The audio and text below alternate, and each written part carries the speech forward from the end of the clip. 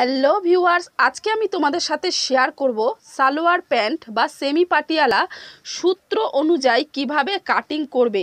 এই কারণে আজ আমি প্রথমে পেপারের ওপর বুঝিয়ে দিচ্ছি, নেক্সট ভিডিওতে আমি কাপড়ের ওপরে কাটিং করে সেলাই দেখিয়ে দেবো। আজকের ভিডিওটা কিন্তু খুব গুরুত্বপূর্ণ হতে চলেছে। পুরো ভিডিওটা স্কিপ না করে একটু ভালোভাবে দেখবে, তাহলে বুঝতে তোমাদের কোনো সমস্যা বা অসুবিধা হবে না, একদম সহজ মনে হবে। তো চলো আর বেশি কথা না বলে ভিডিওটা শুরু করা যাক।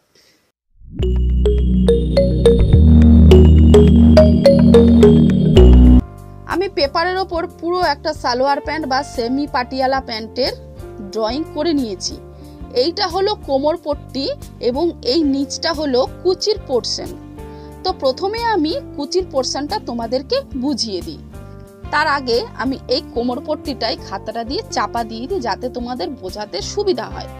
আমি এখানে লিখেছি 4 ভাঁজ। কেন লিখেছি? কাপড়টা প্রথমে 4 ভাঁজ করেই কিন্তু আমাদের মেজে হোক বা টেবিল হোক তার মধ্যে পেতে নিতে হবে। 4 ভাঁজ করলে কিন্তু দুটো পায়ের কাপড় আমাদের বেরিয়ে আসবে, এবং 2 ভাঁজ করে যদি ড্রয়িং করি সেটা কখনো হয় না। 2 ভাঁজে একটা আসে, 4 ভাঁজে দুটো পায়ের আর কি কাপড় বেরিয়ে আসবে। 4 ভাঁজটা তাহলে বোঝা গেল। এরপর লেখা রয়েছে ঝুল প্লাস 1.5 ইঞ্চি। প্রথমে এইটুখানি বলি, ঝুল এখানে 39 ইঞ্চি, এর সাথে যদি 1.5 ইঞ্চি যোগ করি তাহলে কত হবে? 40.5 ইঞ্চি। এরপর মাইনাস কোমর পট্টি 6 ইঞ্চি। কেন এটা লিখেছি? আমরা যখন কাপড়টা পাতলাম, কাপড়ের মাথা থেকে এই মাথা থেকে 6 ইঞ্চি আমাকে মাইনাস করতে হবে। 6 ইঞ্চি বাদ দিয়ে তারপরে কিন্তু 40.5 ইঞ্চিতে আমাকে একটা পয়েন্ট করে নিতে হবে। ঠিক এইখানে হয় আমাদের 40.5 ইঞ্চির পয়েন্ট। এবং এখান থেকেই যে আমি যে দাগটা নিয়েছি এটা কতটা, তো আমাদের মুহুরি বলছে 12 ইঞ্চি। তো 12-র হাফ কত হয়? 6 ইঞ্চি। তো 6 ইঞ্চি আমার ঠিক এই জায়গাটা হবে। 6 ইঞ্চি হয় এখান থেকে এতটা, এবং এর সাথে আমাকে আরো 1 ইঞ্চি বাড়তি দিতে হবে সেলাইয়ের জন্য। বাড়তি কাপড় তো আমাদের রাখতেই হবে, সেই সেলাইয়ের জন্য বাড়তি আমাকে 1 ইঞ্চি নিয়ে নিলাম।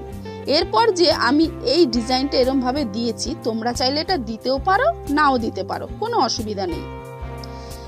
এইবার এখান থেকে এতটার মাপ বোঝা গেল। এরপর এখান থেকে 1 ইঞ্চি ওপরে উঠিয়ে, ঠিক এইখান থেকে 1 ইঞ্চি ওপরে উঠিয়ে আর একটা দাগ আমাকে টেনে দিতে হবে। তার কারণ আমি এখানটায় পায়ের যে বক্রম পেপারগুলো হয় সেইটা লাগিয়ে নেব। সেই বক্রম পেপারটা কিন্তু আমাকে 7 ইঞ্চিতে কাটতে হবে। তার কারণ আমি তো 12-র হাফ 6 ইঞ্চিতে দাগ দিয়েছিলাম, তারপর 1 ইঞ্চি আরো বাড়তি নিলাম। এই কারণে আমাকে 7 ইঞ্চিতে কেটে তারপরে কাপড়ের ওপর সেলাই করে মুড়ে দিতে হবে। তো বোঝা গেল। এরপর যে আমি এখানে বললাম ঝুলের সাথে 1.5 ইঞ্চি নিয়েছি, তার কারণ বলে দিই। এখানে 1 ইঞ্চি তো চলে গেল বক্রম পেপার বসানোর পর, এবং এখানটা কিন্তু আরো হাফ ইঞ্চি চলে যাবে কোমর পট্টির সাথে। যখন এই ঝুলের পোর্শনটা মানে ঝুলের কাপড়টা যখন আমরা জুড়বো, তখন হাফ ইঞ্চি এখানে চলে যাবে। তাহলে আমরা কি কি জানতে পারলাম? ঝুল প্লাস 1.5 ইঞ্চি কেন হলো, মাইনাস কোমর পট্টি কেন হলো, এইগুলো আমরা বুঝে গেলাম। 4 ভাঁজটা কেন লিখেছি বোঝা গেল, এবং এই দিকটা বোঝা গেল। বাড়তি 1 ইঞ্চি এটাও বোঝা গেল, হাফ ইঞ্চি এটাও বোঝা গেল। এরপর লেখা আছে হাই। এইখান থেকে এতটা, এটাকে বলা হয় হাই। মানে ধরো এই যে আমি যে কাপড়টা পেতেছি, এখান থেকে এতটা কাপড়ের চওড়াটা মানে পুরো শেষ, তখন এখান থেকে দাগ টেনে কিন্তু ঠিক এইখান থেকে এতটা লম্বা কত হবে, এই লম্বাটাকেই কিন্তু হাই বলা হয়। তা এর মাপ কি নেব? এখানে লেখা আছে দেখো, হিপ সমান সমান 1/4 ভাগ। হিপ মানে বললাম পাছাটাকেই বলা হয়। হিপ হচ্ছে 36 ইঞ্চি, এবং 1/4 ভাগ মানে 4 দিয়ে আমরা 36কে ভাগ করলে কত হবে? 9 হবে। 4 9 36। সেই হাইটা কিন্তু এখান থেকে এতটা 9 ইঞ্চি নিতে হবে। যার যেটা হিপ থাকুক না কেন, সেটাকে সবসময় 4 দিয়ে ভাগ করে যে সূত্রটা বেরোবে সেটাই কিন্তু এখান থেকে এতটা নিতে হবে। তাহলে আমার সূত্র বেরোলো কি? 9 ইঞ্চি। তাই আমি এখান থেকে এতটা 9 ইঞ্চি নিয়ে নিলাম। তো বোঝা গেল এখানে কেন লিখেছি হাই হিপ সমান সমান 1/4 ভাগ। এটা সম্পূর্ণ বেরিয়ে গেল, বোঝা গেল। এরপর দেখো আমি লিখেছি কলি, এখান থেকে 9 ইঞ্চি তো বেরোলো একটুখানি। তো এই জায়গাটা যখন আমরা প্যান্টটা পরবো ঠিক মিডিলে এরকম কলি বসাতে হয়, নইলে কি হবে আমরা প্যান্ট পরার পর এই জায়গাটা কিন্তু ফরফর করে ছিঁড়ে যাবে। যেই কারণে আমি কিন্তু কলি এখানে ড্রয়িং করে নিয়েছি। তো কলিয়ে যখন আমরা কাটবো, মানে কলির কাপড়টা যখন কাটবো তখন কিন্তু 4 ভাঁজ করে কাপড়টা আমাকে নিয়ে নিতে হবে। ছোট্ট 4 ভাঁজ করে কাপড়টা নিয়ে ঠিক কাপড়ের নিচে এখান থেকে এতটা 3 ইঞ্চি নেব এবং এখান থেকে এতটা, মানে কাপড়টা এরকম বক্স মতো থাকবে এরকম। তো এখান থেকে ঠিক এইখান থেকে এতটা কিন্তু আমি 3 ইঞ্চি নিয়ে নেব এবং এখান থেকে লম্বাতে 6 ইঞ্চি নিয়ে নেব। তো 6-এর সাথে এই 3 ইঞ্চি মেলালে একটা কলি হয়ে যাবে, একটা না মানে দুটো কলির টুকরো বেরিয়ে যাবে, যেহেতু কাপড়টা আমরা 4 ভাঁজ করে তারপরে ড্রয়িংটা করে নেব। তাই আমি এখানে লিখেছি 3 ইঞ্চি, মানে নিচের দিকে এইখান থেকে এতটা 3 ইঞ্চি নেব এবং এইখানে দেখ এই যে এইটার মাপ কিন্তু 6 ইঞ্চি, আমি এইখানটায় 6 ইঞ্চিটা লিখেছি। তো এইখান থেকে এতটা কিন্তু লম্বাতে 6 ইঞ্চি নেব, এখানে 3 এবং 3-এর ডবল হচ্ছে 6, তো এখান থেকে এতটা 6 ইঞ্চি নেব, চওড়া 3 ইঞ্চি লম্বা 6 ইঞ্চি। তখন এই 6-এর সাথে 3 মিলিয়ে দেবো, মিলিয়ে দেওয়ার পর একটা ড্রয়িংয়ের মতো হয়ে গেলে কাঁচি দিয়ে কেটে আমরা কলি, দুখানা কলি বেরিয়ে যাবে। তাই কলিটা কিন্তু আমি এখানে ড্রয়িং করেছি এবং কলিটা কাটার পর আমাদের ঠিক এই মিডিলেই জয়েন্ট করে দিতে হবে। তা আমি যখন তোমাদের কাপড়ে কাটিং বা সেলাই করে দেখাবো তখন তোমরা আরো ভালোভাবে বুঝে যাবে। তো কলিটা এইভাবে আমাদের বেরিয়ে গেল। এরপর চলে আসি কোমর পট্টি বা কোমর বেল্ট অনেকে বলে। কোমর পট্টি আমরা এইটা কিভাবে বার করব, এর সূত্রটা কি, চলো এটাও তোমাদের সুন্দরভাবে বুঝিয়ে দিই।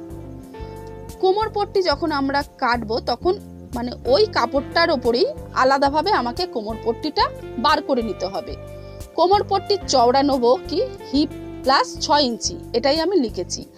তাহলে হিপ হচ্ছে আমাদের 36 ইঞ্চি, এর সাথে 6 ইঞ্চি আরো এক্সট্রা নিয়ে নিতে হবে। আমরা যখন হিপের মাপ নিচ্ছি তখন তো বেরোলো 36 ইঞ্চি, এর সাথে আমাকে এক্সট্রা আরো 6 নিতে হবে যাতে খোলা পড়া করতে সুবিধা হয়, এই কারণে আমি 6 ইঞ্চি লিখেছি। তো এটা বোঝা গেল চওড়াটা কি নিলাম, কোমর পট্টি চওড়া সমান সমান হিপ প্লাস 6 ইঞ্চি, এটা এইভাবে আর কি কোমর পট্টি চওড়াটা বেরিয়ে গেল। কোমর পট্টির নিয়ম 2 ভাঁজে কাটতে হয়, 2 ভাঁজে কাটার সময় কিন্তু তখন 3 করে এক্সট্রা নিয়ে নিতে হবে। এইভাবে 6 ইঞ্চি এক্সট্রা আমাদের হিপের সাথে যোগ হয়ে গেল।